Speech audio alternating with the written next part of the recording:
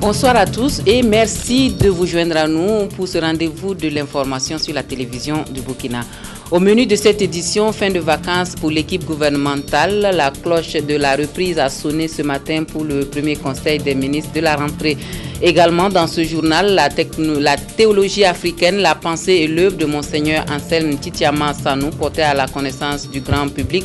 Il s'agit d'un colloque organisé à l'occasion des 50 ans de sacerdoce de l'archevêque émérite de Bobo Dioulasso.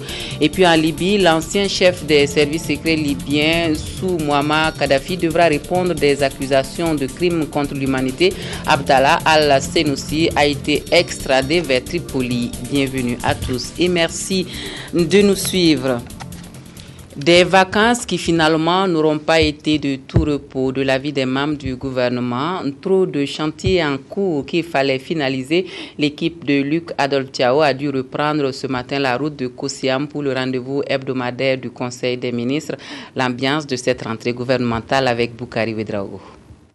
Après un mois de vacances, les membres du gouvernement ont encore repris le chemin du palais de Kosiam. Un mois au cours duquel de nombreuses activités ont meublé les agendas des ministres, laissant peu de place au repos.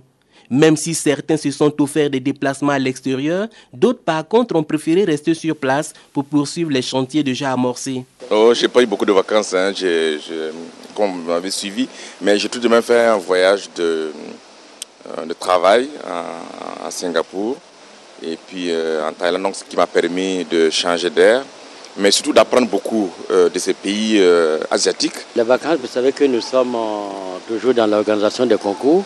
C'est très prenant. Donc les concours ont pris une grande place dans les vacances. Mes vacances, je les ai passées avec les inspecteurs et les inspectrices, les enseignants aussi et les enseignantes, parce que c'était des périodes de formation. Tout le mois d'août, ça a été pratiquement des périodes de formation, donc des conférences pédagogiques, mais aussi une période de préparation de la rentrée. La première quinzaine a été consacrée donc à évacuer toutes les instances du ministère. Et à partir du 18 août, j'ai pris quand même quelques jours de vacances avec ma famille. Mais ça a été aussi des vacances studieuses. Ça a été une période, j'allais dire, un peu plus relaxe. Mais cela ne veut pas dire qu'on ne s'est pas occupé du quotidien. Puisque comme vous le savez, les activités se poursuivent toujours et que les dossiers, il faut toujours les préparer. Écoutez, je les ai passés entre le travail et puis un peu de repos. Le travail parce qu'il me fallait à tout prix boucler le projet de budget pour 2013. Une rentrée gouvernementale qui s'annonce avec de nombreux défis et pas des moindres, mais les membres du gouvernement se veulent rassurants. Nous sommes prêts, frais, pour attaquer donc le dernier trimestre de l'année 2012. Oui, il y a beaucoup de défis. Vous savez très bien, pour ce dernier trimestre, la priorité des priorités pour nous, c'est d'abord la bonne organisation des élections couplées à venir de décembre. L'action est axée au niveau de mon département sur la modernisation de l'administration, bien sûr avec la gestion des carrières des fonctionnaires. Au département de la culture et du tourisme, nous avons un certain nombre de dossiers, notamment en ce qui concerne un certain nombre de grands rendez-vous internationaux. Tout de suite, nous allons présenter le rapport des études diagnostiques que nous avons réalisées sur tous les départements ministériels, sur les actions qui sont entreprises en faveur des femmes. Une chose est sûre, le palais de Kosiam ouvre à nouveau ses portes aux 30 ministres du gouvernement. La fin des vacances a bien sonné pour ces membres du gouvernement qui reprennent le travail aujourd'hui même avec ce premier conseil des ministres ici même au palais de Kosiam où bien de dossiers attendent d'être examinés. Et en entendant la lecture complète du compte-rendu du Conseil des ministres, voici quelques dossiers examinés ce jour donc. Le ministre des Mines, des Carrières et de l'Énergie a fait au Conseil une communication orale sur la mine de Tambao. Déjà, un partenariat est signé avec une entreprise le 11 août dernier pour la mise en œuvre du projet intégré de Tambao. Écoutons Salif Lamoussa Kaboré à ce propos.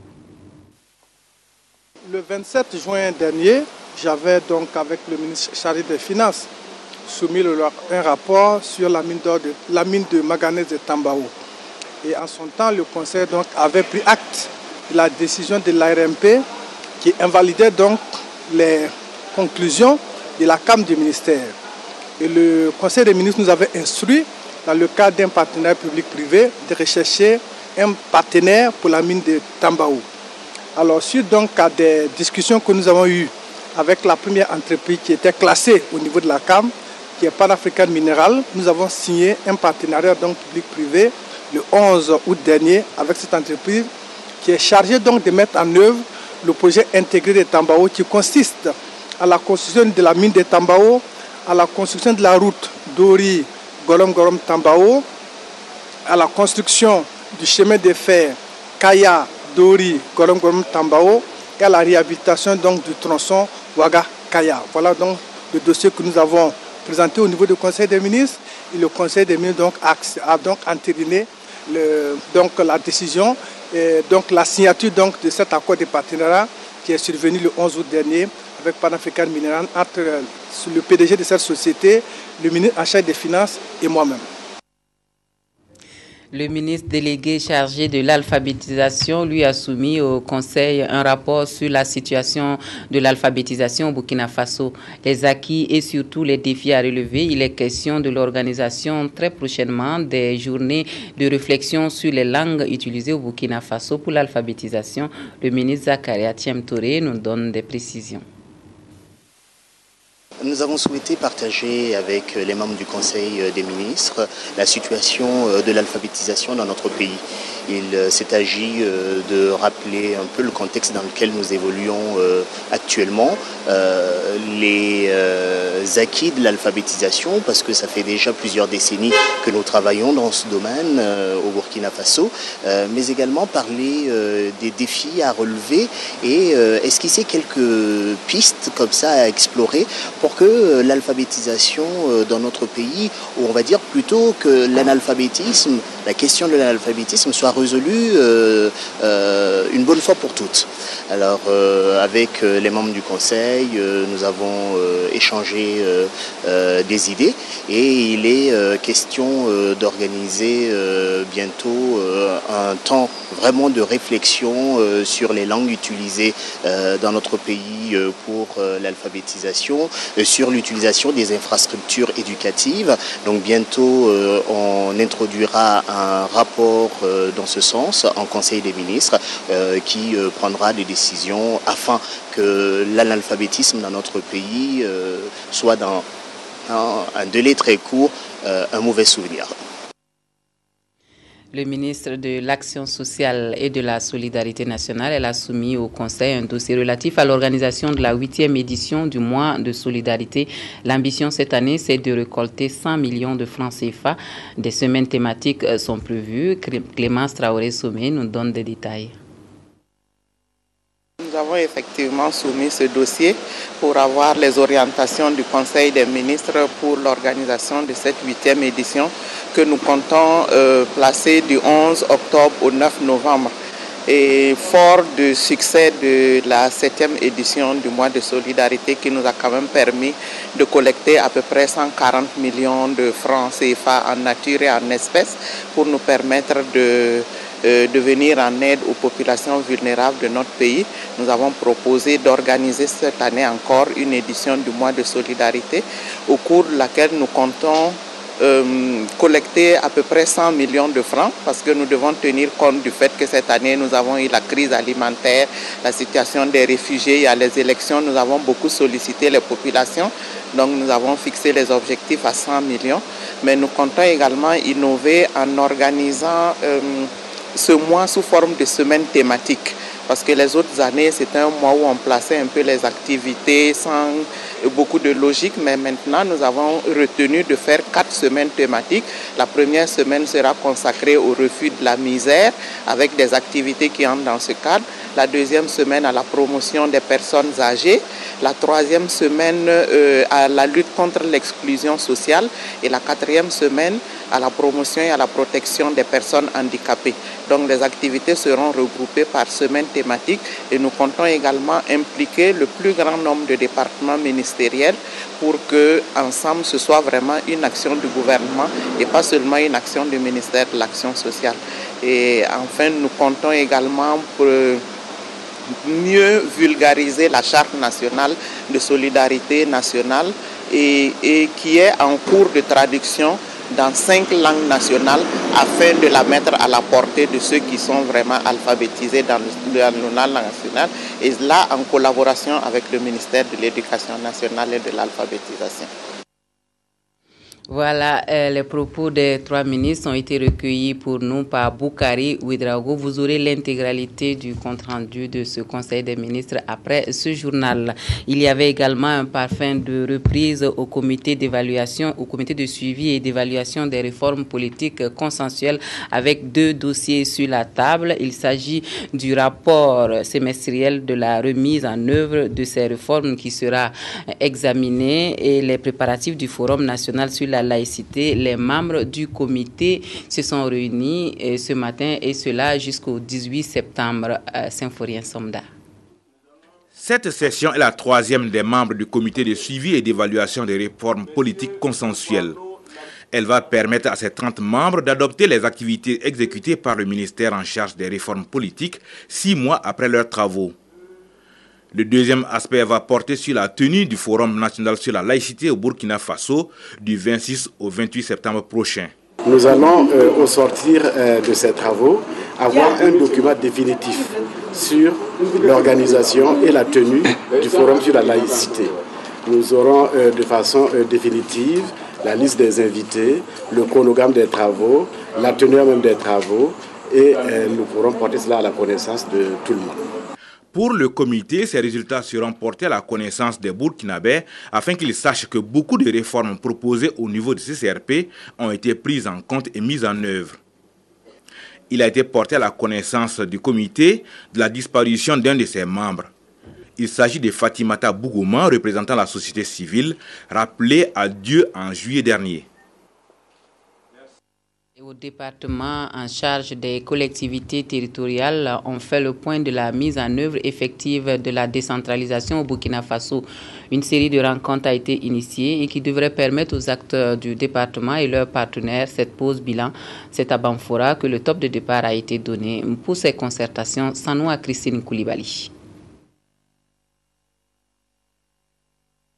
Engagée depuis 1991, la décentralisation qui traduit la volonté d'une participation effective de la population à l'exercice du pouvoir et à la gestion des affaires locales a certes engrangé des acquis, mais de nombreuses difficultés entravent sa mise en œuvre. Avec la jeunesse de la décentralisation au Burkina Faso, il y a effectivement beaucoup de difficultés, surtout au niveau des communes rurales où nous manquons d'abord de ressources humaines qualifiées.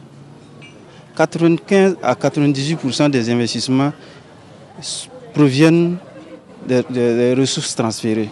Donc les fonds propres, vous voyez, c'est vraiment insignifiant. Et si vous regardez même de façon générale, nous avons essayé de faire une simulation. On se rend compte que depuis les 5 ans, nos recettes propres ne dépassent pas 5%. Cette rencontre qui regroupe les élus locaux, les organisations de la société civile des Cascades et la tutelle technique et financière se veut une tribune d'échange et de capitalisation des acquis à l'orée du renouvellement des équipes dirigeantes des collectivités territoriales. Bientôt, de nouveaux conseils seront élus. Il convient de voir quel type d'assistance, parce que l'État a un devoir d'assistance envers nos collectivités. Et tous les services techniques déconcentrés de l'État sur le terrain ont ce devoir-là. Il convient que tous ces acteurs s'asseyent ensemble pour voir comment on va accompagner efficacement ces nouveaux conseils dans leur mission. Je souhaite qu'au cours de cette rencontre, les acteurs s'expriment librement et honnêtement. Voilà, qu'ils disent clairement ce qui a pu marcher au cours donc de ce mandat qui est en train de s'achever, qu'ils aient le courage aussi de relever toutes les difficultés que les uns et les autres ont rencontrées, mais surtout qu'ils fassent des propositions pour que le prochain mandat qui va bientôt commencer en décembre prochain puisse se dérouler dans de très bonnes conditions. Cette rencontre marque le top de départ d'une série de 13. Elle devrait aboutir à des recommandations permettant de booster le processus de décentralisation au Burkina Faso pour un développement harmonieux à la base. Et quelle commune sera la prochaine lauréate de la compétition pour l'excellence dans la gouvernance locale? La course est ouverte depuis ce matin et c'est à qui pourra détrôner Sapone, qui a reçu la palme de l'excellence dans le domaine des innovations en matière de planification locale en 2011.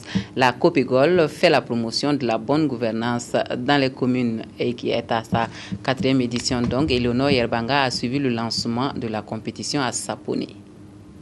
La 3e édition de la Copégol, la compétition pour l'excellence dans la gouvernance locale, a récompensé plus de 30 communes du Burkina. La commune rurale de Sapone a reçu 5 millions de francs CFA pour ses pratiques innovantes en matière de planification communale. Nous avons bénéficié normalement de 5 millions de francs CFA.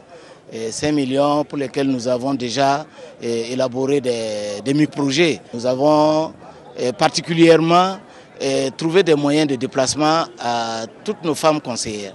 Pour l'édition 2012, officiellement lancée à Sapone dans le Bazega, le programme d'appui aux collectivités locales entend faire de cette compétition un maillon fort de la bonne gouvernance. C'est une compétition qui vise à approfondir davantage la décentralisation en encourageant les bonnes pratiques qui sont mises en œuvre par les différentes communes et de façon participative avec les populations locales.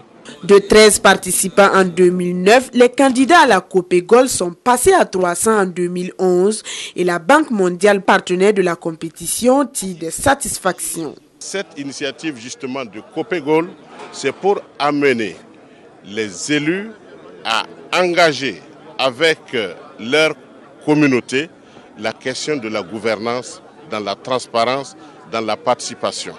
J'ai pris l'engagement devant les maires de les amener à compétir et les prochaines éditions, vous verrez que le centre Sud sortira avec des communes compétentes qui savent ce que c'est que la gouvernance locale. La compétition est ouverte à l'ensemble des communes du Burkina Faso. Chaque commune doit juste soumettre une pratique dans les domaines comme la planification locale, la budgétisation, la fourniture de services, la passation des marchés et le suivi-évaluation. Des communes qui doivent compter sur les ressources dont elles disposent pour se développer.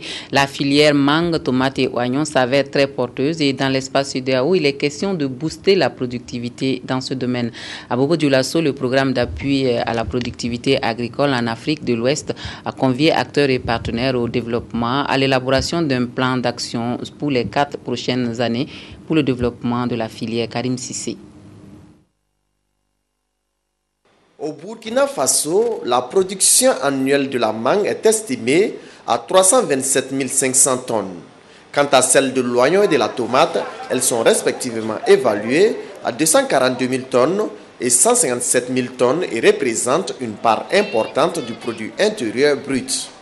À titre d'exemple, pour la campagne 2004-2005, la tomate a généré à elle seule plus de 5 milliards de francs CFA. Cependant, malgré les opportunités qu'offrent ces 3 spéculations à l'économie burkinabé, force est de reconnaître qu'elles sont confrontées de nos jours à de nombreux problèmes. Si on prend le cas de la mangue, la préoccupation principale actuellement, c'est les mouches des fruits. Là, on sait qu'il y a beaucoup de problèmes et il faut que nous trouvions des solutions pour proposer effectivement aux producteurs. Si on prend le cas de l'oignon, c'est surtout le problème des variétés qu'on peut effectivement cultiver parce que l'oignon n'est pas disponible dans toutes les saisons. Les autres préoccupations, c'est surtout en matière de conservation et de transformation. Parce qu'il faut pouvoir conserver surtout l'oignon, mais il faut pouvoir aussi transformer. Ça, c'est le cas surtout de la tomate. À travers cette rencontre sous-régionale initiée par le programme de productivité agricole en Afrique de l'Ouest, PPAO, il s'agira pour ses participants de doter les centres nationaux de spécialisation en fruits et légumes du Burkina Faso d'une feuille de route pour les 4 années à venir. Au sortir de cet atelier, normalement, nous disposerons d'une feuille de route et d'un plan de travail pour non seulement mener les actions au niveau du Burkina, mais des activités aussi qui prennent en compte, qui impliquent les autres pays du PPAO. Parce que le PPAO aujourd'hui travaille dans 13 pays de l'Afrique de l'Ouest, de la CEDEAO, bientôt 15. Donc c'est un atelier qui a une grande importance parce qu'il permettra de définir les programmes de recherche-développement, de renforcement des capacités pour pouvoir mener les activités du centre. D'un coût global de 11,5 milliards de francs CFA, la phase actuelle du PPA au Burkina a une durée d'exécution de 5 ans. Cette phase a débuté en juin 2011 et vise à générer et à diffuser des technologies améliorées pour l'intensification durable des productions agricoles dans l'espace CEDEAO. Et dans le domaine de l'enseignement supérieur au Burkina Faso, des propositions de nouveaux curricula sont sur la table des discussions. 22 nouvelles filières jugées prioritaires pour le développement du Faso sont présentées pour validation. L'atelier national a ouvert ses portes ce matin à Ouagadougou. Pelagie Bouda y était, suivant son compte rendu. De nouvelles filières professionnalisantes au bénéfice des universités du Burkina, c'est le résultat de l'atelier tenu en octobre dernier sur l'identification des besoins en formation. La présente rencontre qui regroupe enseignants et chercheurs vise à présenter et à restituer 22 nouveaux curricula jugés prioritaires pour le développement du Burkina Faso. 22 filières de formation qui sont essentiellement des filières jugées prioritaires pour le Burkina. Cela va de l'énergie à la conservation des aliments et également à des questions de santé. Et en tout cas, le Burkina a pu identifier dans le cadre de ce programme 22 filières jugées prioritaires pour le développement du Burkina. Donc, aujourd'hui, c'est la restitution. Pendant 72 heures, les participants vont passer en revue les 22 filières identifiées et échanger sur la pertinence des 10 curricula. Et c'est le PAES, projet d'appui à l'enseignement supérieur, qui accompagne l'Université de Ouagadougou pour la mise en œuvre des curricula. Le projet a choisi de financer la mise en œuvre de 22 filières par pays. Pour les 8 pays, ça fait donc 176 filières. Mais le contenu des filières renferme aussi donc des parcours, plusieurs disciplines, donc ce n'est pas uniquement une discipline que l'on va. Chaque filière peut être accompagnée de plusieurs disciplines, de plusieurs parcours. Donc l'objectif de ces filières, c'est que ce sont des filières qui doivent conduire à l'emploi. Le PAES a pour tâche de mettre en place un réseau d'institutions d'enseignement supérieur modernes respectant les normes du système LMD, licence, master, doctorat et pouvant contribuer au développement des pays membres de l'UEMOA. Les acteurs de l'éducation de l'espace francophone présents à Ouagadougou pour la rencontre sur l'enseignement et la formation technique et professionnelle se sont offerts une soirée récréative. Et dans la foulée, les lauréats d'un jeu concours au profit des élèves ont été récompensés. Une soirée en toute convivialité que nous relate Jean-Baptiste Ouedraogo. Après la réflexion et la concertation, place à la distraction autour d'un repas. C'est un dîner offert par les organisateurs des assises sur l'enseignement et la formation technique et professionnelle qui a permis aux participants d'achever leur journée de travail. Une occasion pour le pays hôte de ces assises pour faire découvrir aux délégations de la trentaine de pays ayant le français en partage un pan de la culture burkinabé à travers sa musique. En 2006, la conférence des ministres de l'éducation des pays ayant le français en partage initiait un jeu concours dénommé les 10 mots de la francophonie. Pour l'édition 2012, des élèves de 6 pays dont le Burkina Faso y ont pris part en littérature et en dessin. Les objectifs visés sont contribuer à la promotion de la langue française, qui est la langue d'enseignement dans la plupart de nos pays, renforcer les connaissances des élèves sur les fondements de la francophonie, raffermir leur sentiment d'appartenance à la communauté francophone. 6 d'entre eux ont été récompensés. Salimatou Diallo de l'école Petit Poussé reçoit le premier prix national en littérature et le deuxième au plan régional dans la même discipline, et Élisée Bassolé le premier prix national en dessin et le deuxième prix au niveau régional. Je suis vraiment contente d'avoir eu un prix parce que c'est un bon concours. Merci beaucoup, je remercie surtout les autorités et les organisateurs. Je remercie aussi mes parents. Les travaux de ces assises sont prévus pour s'achever demain dans la capitale burkinabé. Et l'éducation par le théâtre du progrès en fait son option. Le camp vacances vivantes qu'il a organisé regroupe environ 500 jeunes qui s'initient à l'art du spectacle vivant, à la danse et au 7e art. En attendant le 8 septembre pour la grande finale, Évariste Kombari a assisté à une des répétitions pour nous. Ça y est, vous l'aviez reconnu. C'est bel et bien lui, le papa d'Ismaël, dans la série L'As du lycée de Missa Ebié. Homme de théâtre, il est le promoteur du camp vacances vivantes au Faso, ouvert aux enfants. Notre objectif, c'est de préparer en fait la relève. Donc on a pu former à peu près 450 enfants, dont nous avons 9 sites. Et nous avons 7 sites à Ouagadougou et 2 sites à Tentilou et à Passuntenga. Et sur chaque site, nous avons à peu près 50 participants. À l'instar des enfants du site du TBI, de nombreux autres enfants, issus d'autres sites et au même moment, sont à l'école du théâtre et du 7e art. Danse, sketch, cinéma sont autant de disciplines auxquelles les enfants ont été initiés.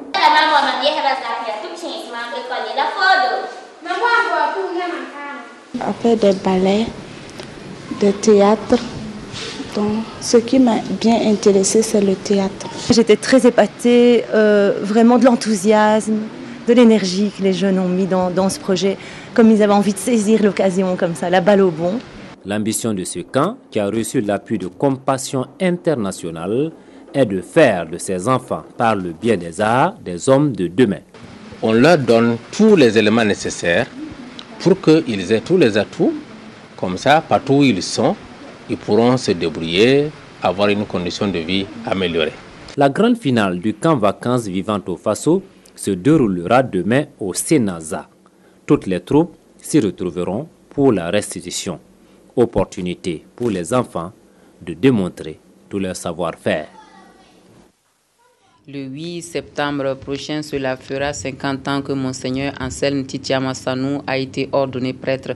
Et en prélude à cette commémoration, occasion a été donnée de comprendre la pensée théologique, la théologie africaine, la pensée et l'œuvre de l'illustre homme de Dieu à travers un colloque. Le colloque qui se tient à Sia est une initiative de la Fondation Anselme Titia Massanou pour la culture et la paix et ses partenaires, Wenyam Achille Kabouri. Un colloque sur la théologie africaine, la pensée et l'œuvre de Monseigneur Anselme Titia Massanou, c'est l'acte officiel de la célébration du Jubilé d'or de cet homme de Dieu au service de l'Église famille. L'initiative est de 3 associations et en tête, la Fondation Anselme Titia Massanou pour la culture et la paix. Monseigneur, c'est un grand homme de notre monde contemporain. De par même ses œuvres intellectuelles. C'est lui qui est à l'origine du concept de l'église famille. Et c'est un grand homme de par son engagement pour la culture. Et c'est celui qui croit que pour des sociétés africaines comme nous, il n'y a pas de salut sans la culture. Et enfin, c'est un homme de paix. Donc ces 3 dimensions, nous avons pensé qu'il faut les revisiter ensemble. Cette tribune d'échange va permettre de mieux comprendre l'attachement de Monseigneur Titia Massanou à ses sources. Et déjà, l'Église apprécie. L'Église elle-même évite toujours ce qu'on appelle le syncrétisme. C'est-à-dire une volonté affichée de mettre ensemble, j'allais dire, ce qui ne peut pas être mis ensemble. Mais comme on dit, la pensée de Monseigneur Sanon dit quoi? Un homme, c'est un homme total. Un homme est fait de culture. Et on ne peut pas renoncer en fait à sa culture. Donc les Africains qui se convertissent à l'Évangile doivent certainement redéfinir leur être d'Africains, rester profondément Africains, mais des Africains qui se convertissent à l'Évangile et qui laissent donc aussi leur culture être tirés par l'Évangile. Je pense qu'il y aura toujours cette tension, mais avec aussi un travail de discernement, un travail de réflexion qui permette à la culture africaine de se laisser évangéliser. Un acte de couronnement pour l'archevêque émérite de Bobo-Dioulasso. Bon, évidemment, ça représente pour moi un moment de synthèse. Quand j'ai décidé, c'était en octobre 1956 d'accepter finalement d'être prêtre. J'ai rêvé à ce jour-là. J'ai dit, bon, si je deviens prêtre, mon Dieu, faites que j'ai les 50 ans. Parce que mon oncle aîné, l'abbé Abel Sanou, ordonné en 1953, était mort accidentellement en 1960. Alors, je rends grâce à Dieu et à tout le monde. Des débats qui seront synthétisés dans un document et mis à la disposition du grand public, a laissé entendre la présidente de la fondation.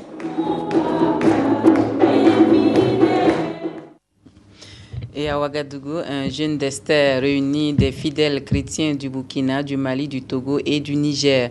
À l'occasion, 3 orateurs vont impacter positivement la vie des chrétiens à ce Gésio 2012 et prier pour toute la nation. Et cela durant 3 jours. Ce moment de spiritualité a débuté ce matin en présence de Yolande Lompo. À cette 16e édition du Jeûne d'Esther international de Ouagadougou, Gésio 2012, ils sont venus du Mali, du Togo, du Niger et des églises sœurs du Burkina Faso pour témoigner de l'unicité du Christ par leur présence à la maison du peuple. Cette édition 2012 connaît la participation de 3 orateurs venus du Burkina Faso et du Mali et est organisée par l'Église du Centre international de mission de délivrance et d'intercession. Le thème est tiré du psaume 65 à partir du verset 3. Le psaume dit, « Ô Dieu, toi qui es toute la prière, tous les hommes viendront à toi. » C'est un thème capital.